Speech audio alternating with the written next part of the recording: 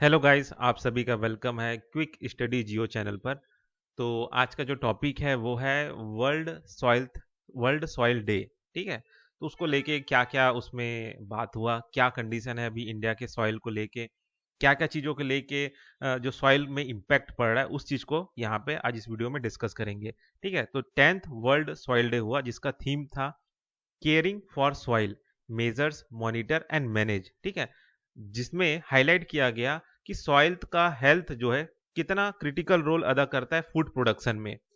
ठीक, तो अभी जानते हैं कि प्रेजेंट स्टेटस क्या है सॉइल, इंडियन सॉइल का, सॉइल जो सॉइल इंडिया में है उसका क्या प्रेजेंट स्टेटस है। ठीक है, तो जो टॉप सॉइल है, ठीक है, तो वो क्या है आपका इम्पोर्टेंस है ना, नेचुरली इम्पोर्टेंस है टॉप सॉइल। तो 95% of food production relies on top soil which takes 1000 years to regenerate naturally. ठीक है, तो जो टॉप सॉइल है उसका इंपॉर्टेंस क्या है कि जो 95% ऑफ फूड प्रोडक्शन जो होता है वो इसी टॉप सॉइल में होता है। ठीक है, वो जो थोड़ा सा उपजाऊ मिट्टी, काला मिट्टी रहता है जिसमें डीके मैटर मैटर रहते हैं, तो उस पर आपका फूड प्रोडक्शन होता है। और वो जो मिट्टी है टॉप सॉइल है उसको बनने में लगभग 1000 साल लग जाता है। ठीक है, नेचुरली बनने में, है ना। नाइट्रोजन डिफिशियंसी है, मतलब ये इंडिया का एक्सपेक्ट को लेके हम बता रहे हैं। ठीक है, जितना भी फूड प्रोडक्शन हो रहा है उसमें 95% फूड प्रोडक्शन जो है उस टॉप सॉइल में होता है ना। Nitrogen deficiency, less than 5% of Indian soil have high nitrogen levels. ठीक है, मतलब जितना भी सॉइल है उसमें से 5% सॉइल है जहां पे नाइट्रोजन लेवल जो है हाई है।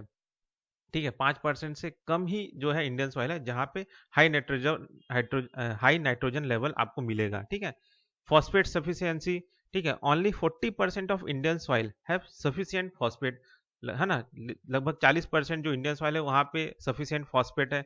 वैसे ही पोटास सफिशियंसी में देखा जाए तो सिर्फ 32% जो सॉइल है वहाँ पे सफिशिएंट पोटास लेवल है, बाकी जो जमीन है वहाँ पे पोटास लेवल का कमी है। Organic carbon sufficiency, just 20% of Indian soil are sufficient in organic carbon. ठीक है, सिर्फ 20% जो जमीन है इंडियन सॉइल है उसमें ऑर्गेनिक कार्बन है। ठीक, सफिशिएंट ऑर्गेनिक कार्बन है, बाकी जगह सफिशिएंट ऑर्गेनिक कार्बन है ही नहीं। Imbalanced fertiliser use, Punjab uses 61% more nitrogen and 89% less potash than recommended. ठीक है, पंजाब ऐसे एरिया है जहां पे नाइट्रोजन का इस्तेमाल 61% ज्यादा किया जा रहा है। ठीक है, और जो पोटास का जो लेवल है वो बहुत ही कम है। ठीक है, लेस है, 89% लेस पोटास यूज किया जा रहा है। मतलब जो रिकमेंड किया है कि पंजाब में नाइट्रोजन जो इतना बढ़ गया है उसका थोड़ा सा कम करो, उसका यूज, पोटास का लेवल एकदम कम है तो उसका थोड़ा सा यूज ज्यादा बढ़ाओ। तो अभी भी वो इतना ही परसेंट कम है। ठीक है, 61% मोर नाइट्रोजन यूज किया जा रहा है और 89% लेस पोटास यूज किया जा रहा है देन रिकमेंडेड। ठीक है, जो रिकमेंड किया उससे। फैक्टर्स इंपैक्टिंग सॉइल, ठीक है, क्या क्या फैक्टर्स है जो सॉइल को इंपैक्ट कर रहे हैं। तो पहला है आपका वाटर इरोजन। ठीक है, तो ये कैसे होता है, आपका हैवी रेनफॉल हो रहा है, पुअर लैंड मैनेजमेंट प्रैक्टिस है, जिसके वजह से क्या हो रहा है कि जो टॉप सॉइल है वो क्या बोलते हैं बह जा रहा है, वो इरोड हो जा रहा है। ठीक है, तो अभी तक कितना टॉप सॉइल लॉस हो गया, 94 मिलियन हेक्टेयर जो है उतना एरिया का जो है टॉप सॉइल जो है लॉस हो गया है अभी तक इंडिया में, है ना। विंड इरोजन देखा जाए तो affect 9 million hectare in arid region like Rajasthan and Gujarat. ठीक है, मतलब जो विंड इरोजन का जो सबसे ज्यादा इफेक्ट हो रहा है आपका राजस्थान और गुजरात में हो रहा है, जहां पे 9 मिलियन हेक्टेयर जो है जमीन जो है ये विंड इरोजन से इफेक्ट हो गया है। सेलिनिटी, इम्प्रॉपर इरिगेशन प्रैक्टिस करने की वजह से जमीन में एक तरह से खारापन आ जा रहा है, सेलेनाइजेशन आ जा रहा है ना, impacting coastal and irrigation zone. ठीक है, केमिकल ओवर यूज किया जा रहा है, excessive use of urea and other fertiliser cause nutrient imbalance and soil acidification. ठीक है, मतलब ज्यादा ही केमिकल का यूज करने की वजह से जो यूरिया का जो यूज कर रहे हैं उसके वजह से, फर्टिलाइजर का यूज कर रहे हैं उसके वजह से जो न्यूट्रिएंट इम्बैलेंस है वो जमीन में हो गया है। ठीक है, और जो सॉइल है वो एसिडिफाई हो गया है। ठीक है, फिर है आपका डिफॉरेस्टेशन। डिफॉरेस्टेशन में क्या हो रहा है कि जो वेजिटेशन जो है उसका रिमूवल किया जा रहा है, रिमूवल ऑफ वेजिटेशन इंक्रीज हो गया है। Vulnerability to erosion and loss of soil cover. ठीक है, मतलब अगर पेड़ पौधे ऊपर में रहेंगे, है ना, तो वो क्या है, जड़ फैला के मिट्टी को पकड़ के रखेंगे। अब वही नहीं रहेगा तो जाहिर सा बात है सॉइल इरोजन होगा। अब रीजनल डिफरेंसेस इन सॉइल डिट्रोएशन उसको जानते हैं ये क्या है। ठीक है, arid region, Rajasthan face severe wind erosion and desertification. ठीक है, राजस्थान में ये दोनों चीज ज्यादा फेस कर रहे हैं। फ्लड प्लोन एरिया जो है जैसे कि आपका बिहार, असम, जहां पे suffer from erosion due to flood की वजह से, ठीक है। बिहार और असम जो है फ्लड की वजह से वहां पे इरोजन हो रहे हैं। कोस्टल जोन जैसे उड़ीसा और तमिलनाडु, वहां पे सैलिनिटी की वजह से क्या बोलते हैं जो फर्टिलिटी है वो इफेक्ट हो रहा है। हिली एरिया जैसे उत्तराखंड जहाँ पे लैंडस्लाइड हो रहा है, सॉइल इरोजन हो रहा है, क्यों? डिफॉरेस्टेशन की वजह से।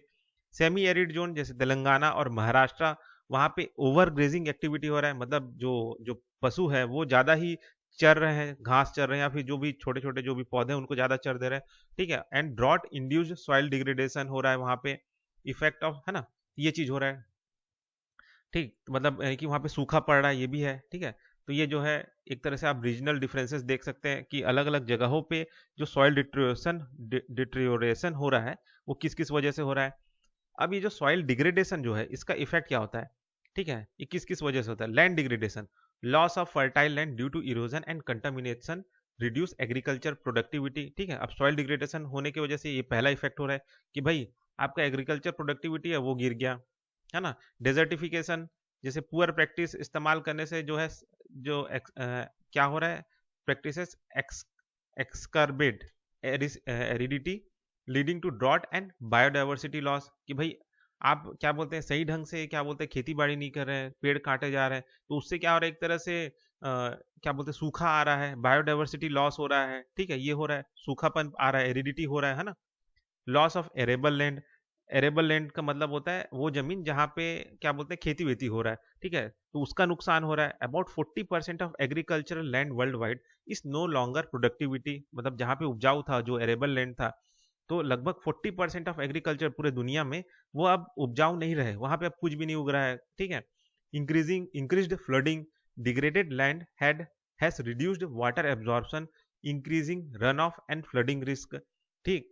मतलब ये है कि वो सॉइल जो कि उपजाऊ नहीं रहा, वो बंजर पड़ा है, तो वो क्या हो रहा है कि अब पानी ठीक से सोख नहीं रहा है। अब पानी ठीक से नहीं सोख रहा है तो उससे क्या हो रहा है कि पानी बहता जा रहा है, जिससे फ्लड का खतरा बढ़ रहा है। नहीं तो क्या होता था कि जमीन थोड़ा सा उपजाऊ टाइप का रहता था ना, तो वही खुद ही बहुत सारा पानी एब्जॉर्ब कर लेता था, तो वो नहीं हो रहा है।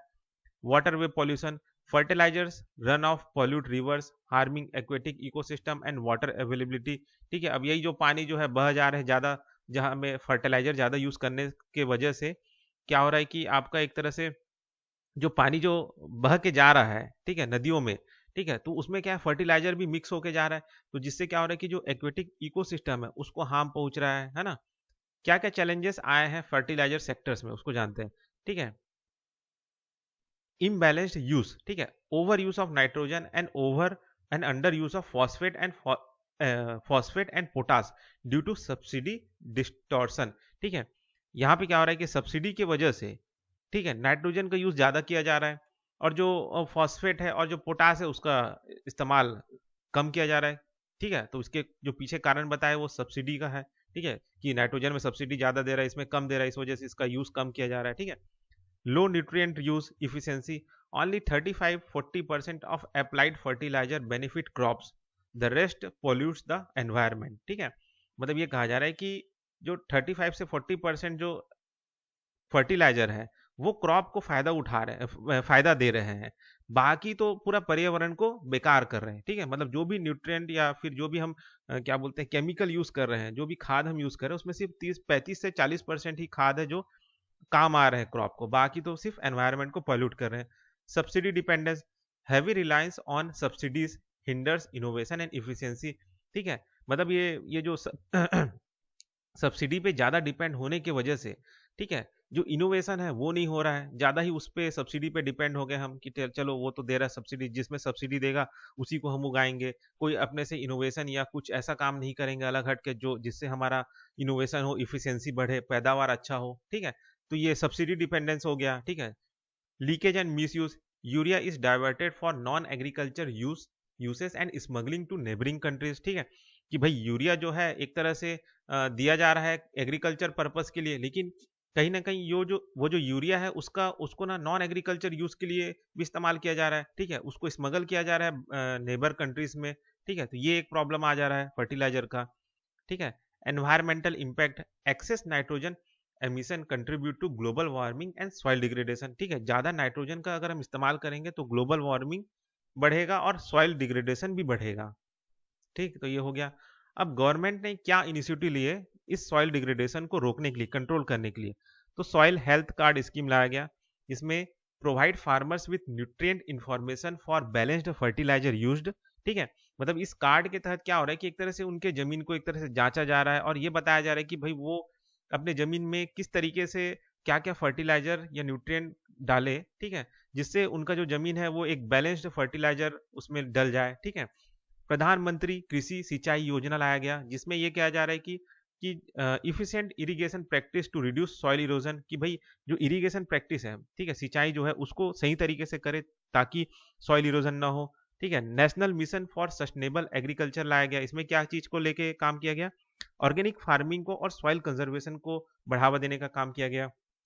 वाटर सेड मैनेजमेंट प्रोग्राम लाया गया, जिसमें एक तरह से फोकस किया गया कि जो लैंड जो खराब हो गए थे, डिग्रेड हो गए थे, उनको रिस्टोर करना, उनको उपजाऊ बनाना, और जो वाटर रिसोर्सेस है उनको इंप्रूव करना। Afforestation drives promote reforestation to restore soil cover and prevent erosion. ठीक है, तो ये सब चीजें जो है एक तरह से जहाँ पे पेड़ पौधे कट चुके थे तो वहां पे रिफॉरेस्टेशन को प्रमोट किया गया ताकि जो सॉइल कवर है उसको रिस्टोर किया जा सके और जो भी इरोजन उस जमीन में हो रहा है उसको प्रिवेंट किया जा सके।